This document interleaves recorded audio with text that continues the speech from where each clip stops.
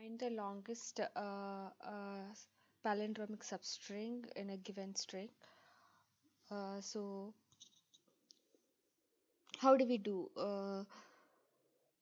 One approach is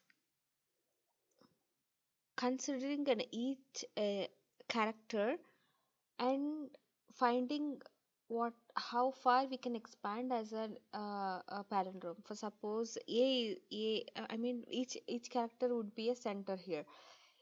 Let's consider A is the center, and now see, is there any character left, and is there anything that is on this right? Yes, B. Are they equal? No. So A is here we have a confusion. If a string is of odd length, then we can easily point out the center. But if the string is of even length, then what is the center? How we know? The space would be the center.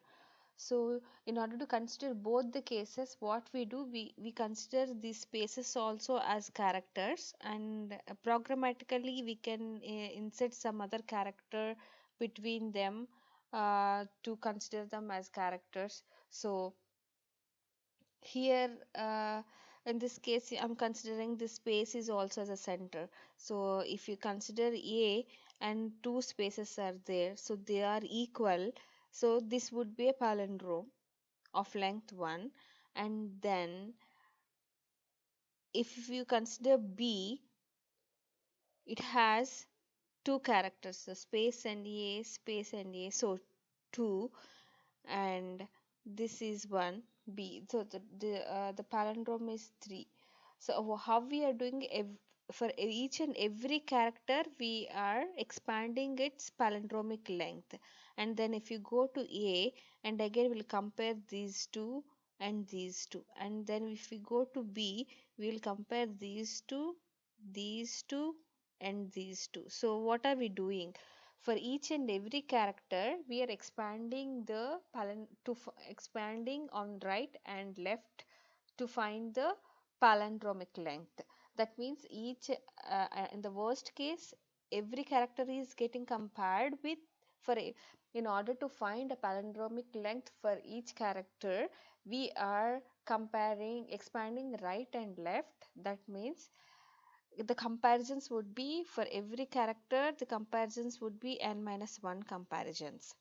So for this also the same thing. So uh, as we are comparing each and every character with any other character, the complexity would result in O of n squared. This is one naive approach, and there is one other approach using dynamic programming that is also results in O of n square. Here our aim is to find the longest possible substring, palindromic substring in a linear time, and we have an algorithm called Maneker's algorithm. We will discuss about the Maneker algorithms now.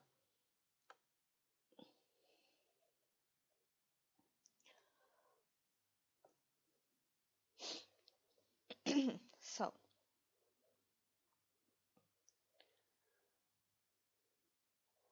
So, if we consider the approach which we have discussed previously, what is the exact pain point? Where exactly the time is increasing when we expand the when we expand on both left and right to by keeping each character as a center.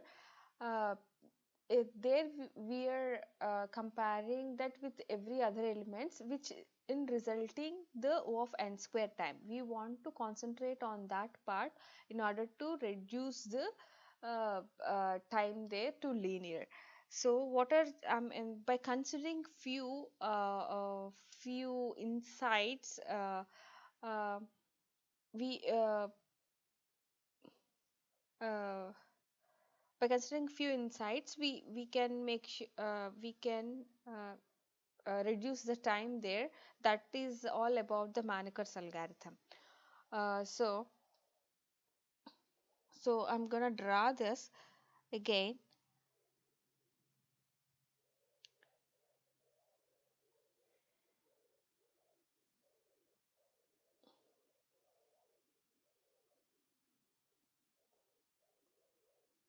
So this is the string that we are given.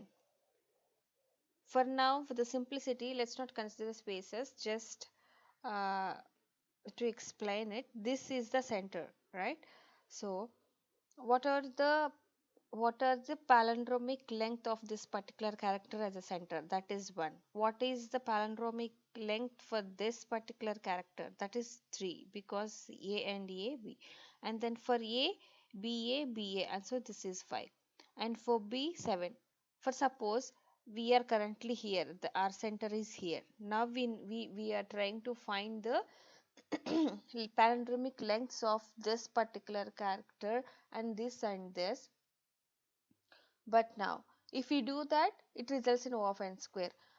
But if we can make use of the characteristic of the palindrome, that is, the left of the palindromic center is symmetric to the right of the palindromic center. So, if we can draw like this, we can clearly see.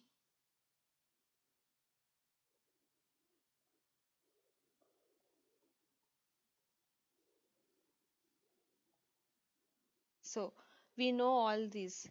This is, what is the length of this? 5. Of this one, this is 1. So uh, uh, if you see A, so this A, let's calculate what is the length. B, B, A, A.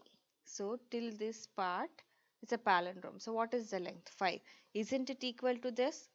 And then let's calculate this B, A. So 3. Isn't it equal to this 3? And A, if you calculate this, that is nothing. It itself is a palindrome, so on. So see, so if we can make use of the symmetric property of the palindrome, we don't have to calculate for each and every character, but we can make use of this property of the palindrome and copy the lengths to here. So it can be 5, 3, 1. So, and this is the left boundary and this is the right boundary of this particular main palindrome. One thing now. So, is this calculation always correct? That is what we need to consider now. Uh, and we need to think, have we considered all the cases? Just copying the mirror palindromic lengths to the right side would result as the required lengths of each and every character as a center. Let's consider the another case. What if we have another character that is coming up on our right side? Now, let's calculate the lengths. Now, being center A, what would be the palindromic length if we calculate? That would be 3, but not 1. That means it would become 3. And if you calculate for B, that would be 5. So it's not equal to 3. If you calculate for A, that would be equal to AB, AA, BB. So that is 7, right? So what we understood from this? As long as the center is lying within the boundaries, then only this is symmetric. The symmetric property applies. But if only we have another character that is entering, then we don't know. We don't know the how the lengths would be. But we know one thing for sure, that it would be at least 1. It would be at least 3. It would be at least 5. So by by taking this analysis into the consideration, one thing we can be sure, that we may not be able to copy the exact value to the mirror value to the right side of the center, but we can be make sure that at least this much are equal, but the comparison should start all over from 5 to next elements. So if we discuss this programmatically, we can make use of the indices of the right boundary and indices of the i's, and the calculation of that we can discuss. But as of now, here the condition would be, it's not always right to copy what exactly the value on the mirror side, but the value on the right side would be at least of that of the mirror's palindromic length. That is one case that we need to make sure. And now, similarly, what if we have another element here as b? Now, what are the values here? The values will change again. This will become 3, this will become 5, this will become 7. Can we copy all this here? No, we can't copy all those here, but these values will be these. So, in this case also, the similar is correct. This would be at least of 1, at least of 3, at least of 5. In this case, it won't be equal to the 7. So, the length needs to be considered based on these two conditions. So we just take the minimum. How we differentiate them into the two cases, whether the length of the mirror, this is length of the mirror, is going beyond the left boundary, is length of the mirror is within the left boundary. That is what we need to check in order to copy the lengths of the mirrors into the right side of them. So when we do it programmatically, we will get to know it more. So how we actually calculate is, mathematically, these values would be always equal to the r minus this particular character's index. If we calculate that, it would result this. So from the right boundary, what are the elements? So we need to consider the spaces as well here, so that it would be easier for. So if we have two spaces here, the palindromic length would be till this space, the palindromic length would be 5, for this 3, for this 1. So this would, when we subtract from rightmost boundary, subtract these indices from the rightmost boundary, we will result in the same values. It's always true. So these are the two rules that we need to consider. So I'll explain the code by taking an example. So here I'm taking the string that is a b a b a b a. So in order to consider the even lengths and the odd length, I'm just inserting another character hash, that is, instead of spaces I'm considering the hashes, and this is the starting of the string, this is the ending of the string. This is for convenience purpose. In order to consider the even lengths and odd lengths, I'm just doing this. And now I'm taking another array of the same size of the t in order to store the lengths of the symmetric lengths of each and every character as a center. And we will have, so let me write here what we did initially. So t is the tv which we will already form, and we will get, so find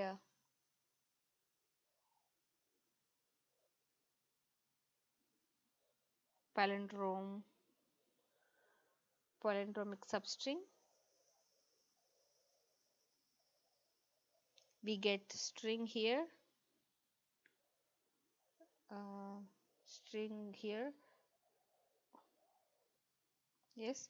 So what we do, so we are doing this, we are just copying s to t and we are making a t here. For suppose we formed that in the main function and we are sending the t itself. and we need to consider an array of integer p which is of the same length of t. This is the very first thing, and we need to have a few variables. One is center and the another is the right boundary. Initially we consider both of them as 0. So let's start a for loop from the position I int I. So we'll just start from here because these two are the dummy ones. Position I equal to 1 and I is less than the length minus 1.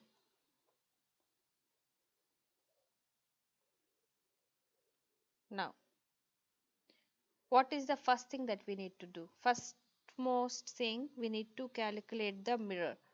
So we need to have one more variable int mirror.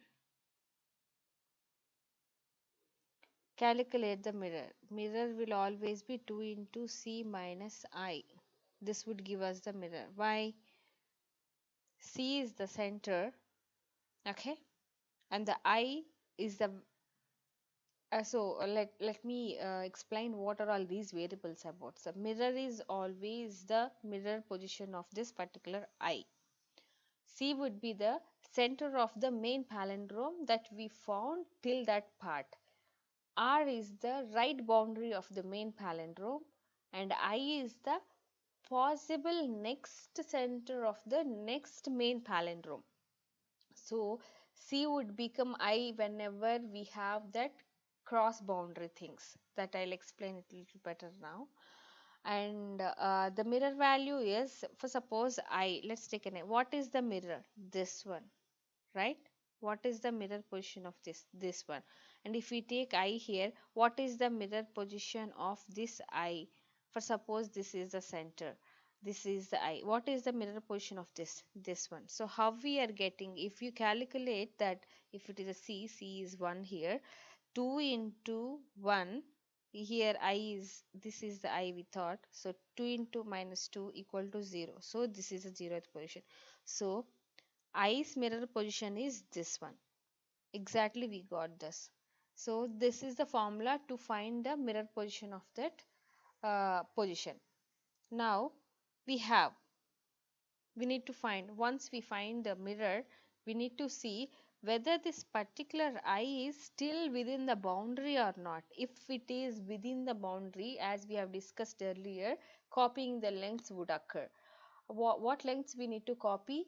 The minimum till which the possible palindromic length can be, that can that we will get from, so the value of p of I. So why I am making it as p of I? Because we are maintaining an array to keep track of the lengths of the palindromic lengths of those particular characters. So this would be math.min of r minus I and p of mirror.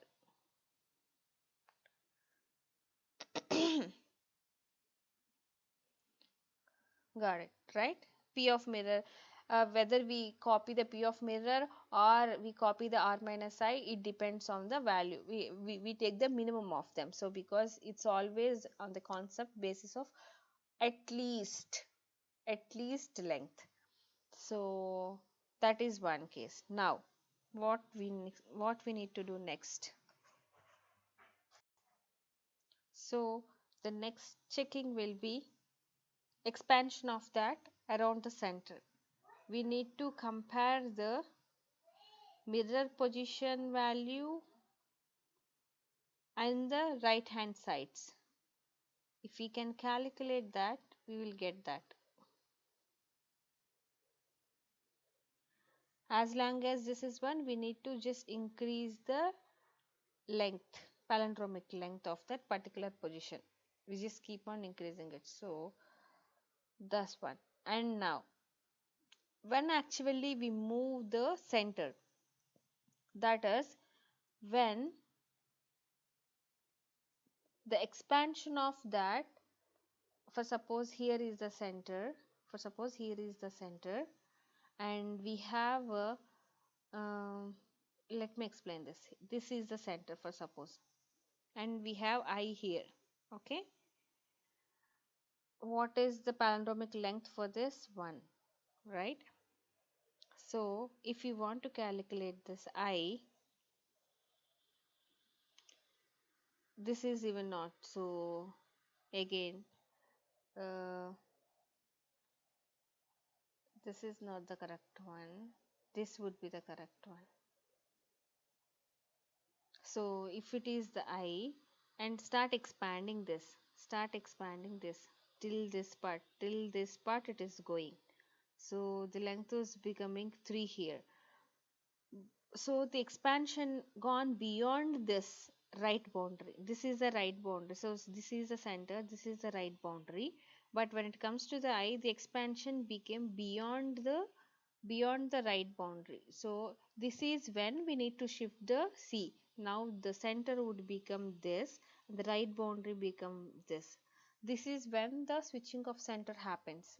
This is what that condition is. If I of P of I is greater than R, then the center would become I and the right boundary would become P of I.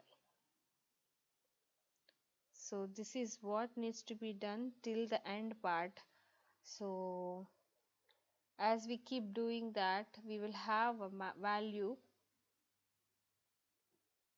maximum value, maximum palindromic length.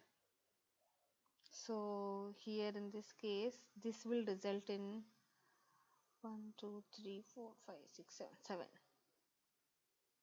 This would result in maximum palindromic length, and these would be, and again the values would be different. So whatever the values till now we will get the same here. So once this is done, we'll go through the P and find the maximum value. That would be the maximum palindromic length. Yeah,